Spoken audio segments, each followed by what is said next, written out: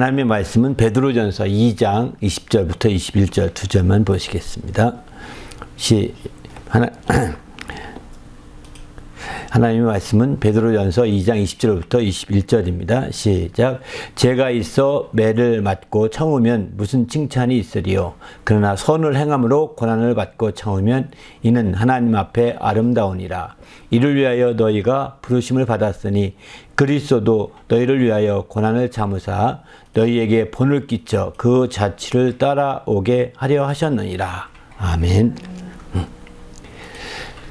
더덕의 일생이라 그렇게 제목을 붙였고요. 5번째 시간인데 더덕의 줄기 중에서 또 한 파트 지난 시간에 이어서 더 나누고자 합니다. 바로 더덕의 줄기는 이제 지난 시간에는 이제 따라 올라가되 이렇게 올라가되 우리가 알다시피 이제 그 물 흐르는 방향 같은 방향인 것 같습니다. 이런 방향으로 보통 북방교에서는 반시계 방향으로 물이 흘러 들어가거든요. 보통 이렇게 반시방 흘러가는데 그렇게 그런 방향으로 같이 따라가게 되죠. 모든 덩쿠식물들이. 그런데 더덕만큼은 신기하게 시계 방향으로 간다는 거예요. 반시계 방향이 다 다른 보통 덩쿠식물 다 반시계 방향으로 돌아가는데 더덕은 신기하게 거꾸로 역주행을 하는 거죠.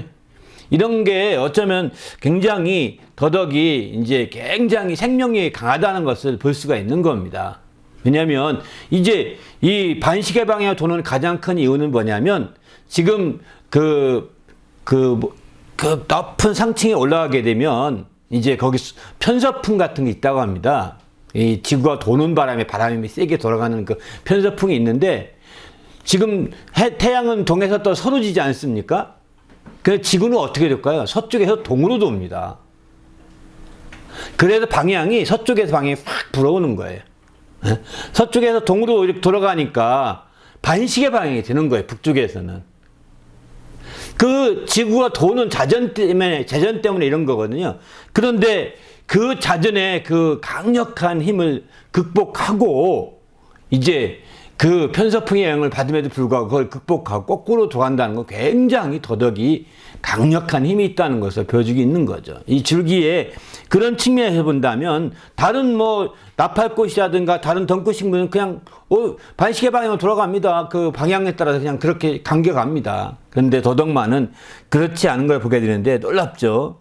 그래서 이 더덕은 어쨌든 이런 강력한 힘을 가지고 서 있는데 그것을 우리는 좋은 의미에서 우리가 해석해 본다면 바로 이제 더덕이 강력한 그 덕을 끼치는 영향력이 굉장히 강하다고 볼 수가 있는 거죠. 그래서 우리 덕이라는 것도 신앙 안에서 이 덕이라는 것도 이처럼 이제 세상적인 덕보다 더 강력한 덕이라고 하는 것들을 여기서는 생각해 볼 필요가 있을 것 같습니다. 그냥 세상에서 좋은 게 좋은 거다 이런 정도의 덕이 아닙니다. 주님의 아름답고 더 아름다운 덕이라는 것은 세상에 좋은 게 덕이 아니라 세상에 아무리 좋다해도 아니요 라고 말하시는 덕입니다. 세상에 아무리 나쁘다고 하더라도 아닙니다. 이건 좋은 겁니다. 라고 거꾸로 말하시는 덕이 바로 신앙 안에서 덕인 거죠. 그래서 세상이 돌아가는 방향 따라 전혀 이렇게 적당히 눈치 보면서 따라가는 것은 세상에선 덕스럽게 그럭저럭 눈치 보면서 살아갈지 모르겠지만 신앙의 덕은 되지 않습니다. 그 어느 날에 마침내 대치기 당할 수가 있는 거예요. 그래서 신앙은 일단 맞부딪히면서 가기 때문에 왜냐하면 편서풍 방향으로 안 가고 거꾸로 도니까 맞부딪히는 것과 똑같거든요. 신앙은 이렇게 맞부딪히며 가다 보니까 처음엔 덕스럽지 않게 보이지만 이 신앙은 계속 그 방향으로 가거든요. 계속 한 방향으로 정말 변함이 없이 꾸준히 가니까 나중에는 멀리 보게 되면 더 덕스럽게 되는 거죠. 세상에서 말하는 덕은 일시적인 덕에 불과한 것이고 신앙의 덕은 더 장기적인 덕이 되는 거죠. 그래서 많은 자들에게 좋은 덕이 되어서 신앙의 덕을 이제 빛낼 수가 있게 되는 것이죠. 이런 것처럼 우리가 철저히 우리 신앙은 이제 이렇게 아주 세상의 방향과 비록 다를지라도 따라 올라간다는 개념으로 여기서 봐야 될 것 같고, 오늘 두 번째 시간은 이렇게 따라 올라간다는 개념을 다른 측면에서 좀 해석을 한다면 이것은 바로 이제 다음 세대를 본받고서 간다는 것입니다. 본을 받는다. 이런 측면에서 좀 오늘 같이 말씀드리려고 합니다. 바로 본을 받아서 오늘 읽은 말씀도 보게 되면은 너에게 본을 끼쳐 자치를 따라오게 하려 하심이라 이렇게 표현하죠. 본을 끼쳐서 자치를 따라오게 한다고 하는 것처럼 그래서 여기도 보게 되면 이제 아마 여기 그림을 보게 되면 더덕이요 그냥 처음에 새싹 난 것과 그대로 놔두면 그대로 있습니다. 그리고 그걸 따라 올라가거든요. 그 자치를 따라 올라가는 겁니다. 그게 작년에 있던 더덕 줄기거든요. 저 마른 더덕 줄기가. 근데 그 마른 더덕 줄기를 이제 새로 나는 그 새로 나는 줄기가 그걸 따라 올라가는 겁니다. 계속 그런 그림들을 한 두세 개 올려왔는데요. 한번 보시길 바랍니다. 이렇게 따라 올라갑니다. 그 바로 자치를 따라간다는 게 바로 이거라는 겁니다. 그냥 무에서 그냥 어떻게 할지 모르는데 어떻게 가는 것이 아니라 예수님께서 이런 자치를 남겨놓으셨다는 거예요. 예수님께서 이렇게 이 땅에 오셔서 고난을 받으시면서 본이 되도록 그래서 본을 끼쳐서 자치를 남겨놓으셨기 때문에 우리는 그걸 따라가는 것이죠. 바로 이렇게 따라가는 것이 우리 신앙생활인 것처럼 더덕도 똑같습니다. 그렇게 해서 먼저 자라난 더덕, 선배들의 더덕의 자치를 따라서 올라가는 거죠, 사실은. 바로 그런 것들을 이제 여기서 오늘 성경에서는 본이다, 이런 본이 끼친다, 이런 말씀으로 좀 볼 수가 있는 거죠. 그래서 요한복음 13장 15절도 보게 되면 내가 너희에게 행한 것 같이 너희도 행하게 하려 하여 본을 보였노라 이렇게 표현하시거든요. 우리 주님이 행하게 하려고 본을 보였다는 겁니다.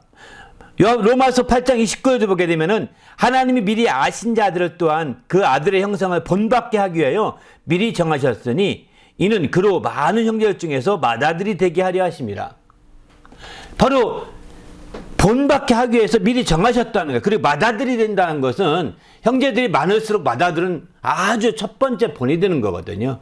아주 귀중한 기준이 되는 겁니다.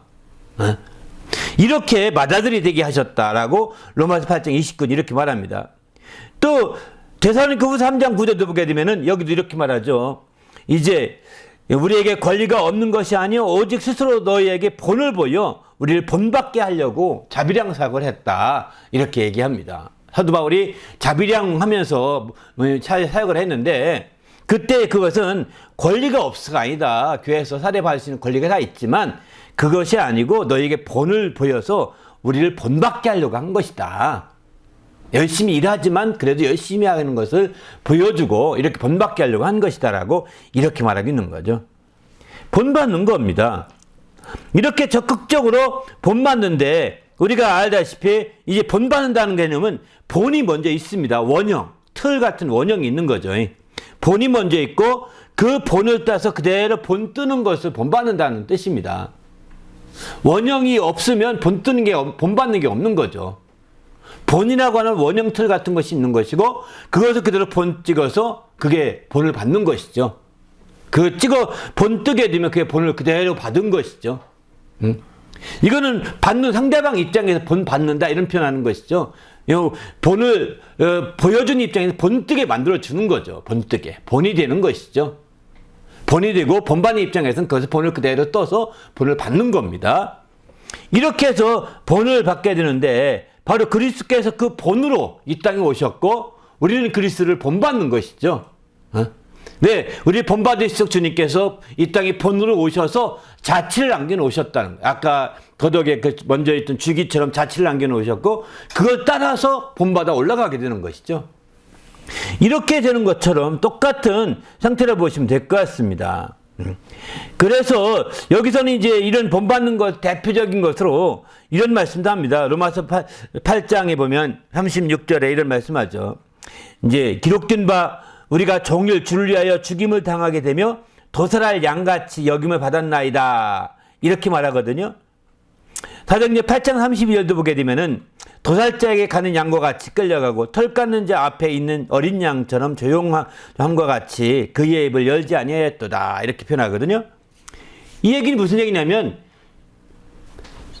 이게요 양이 많지 않습니까? 근데 양이 많은데 한 양이 털을 깎으면 털 다 끝나면 그 다음 양이 또 착 눕는답니다.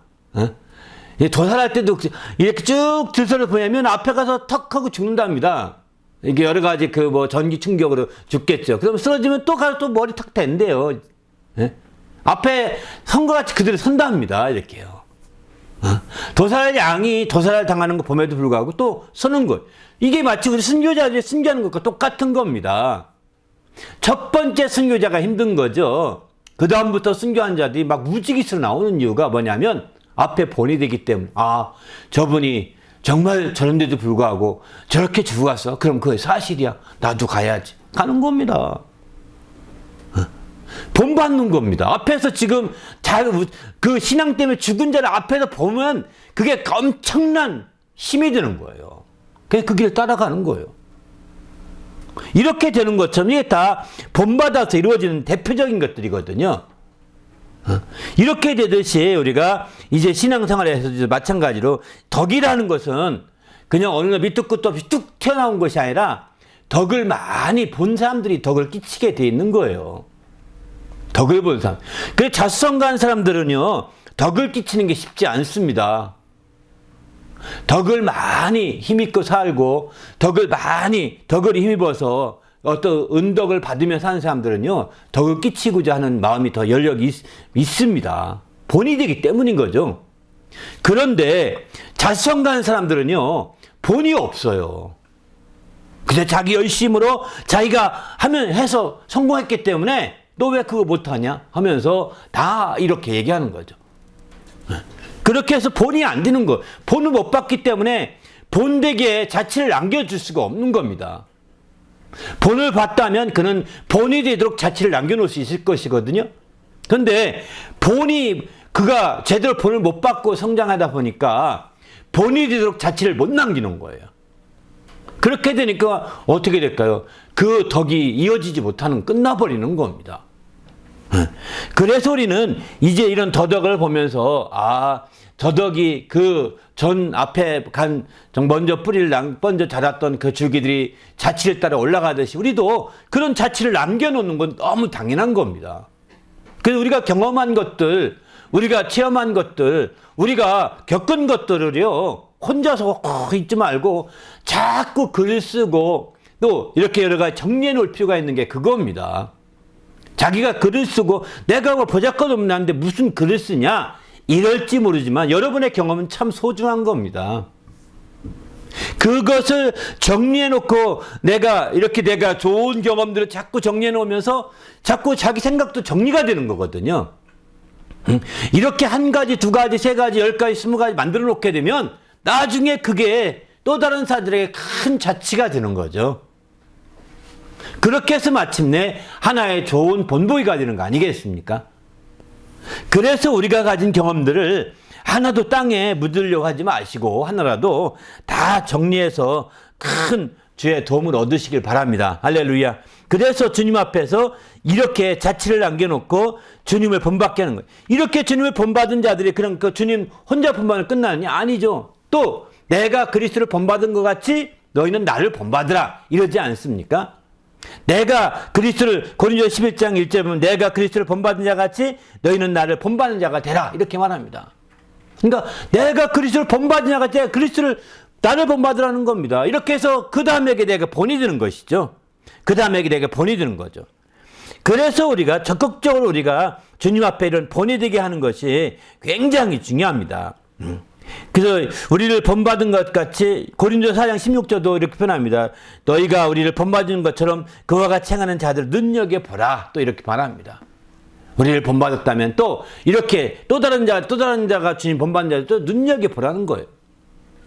우리가 주님만 본받는 것도 있지만 주님을 본받은 자들을 또 본받는 것.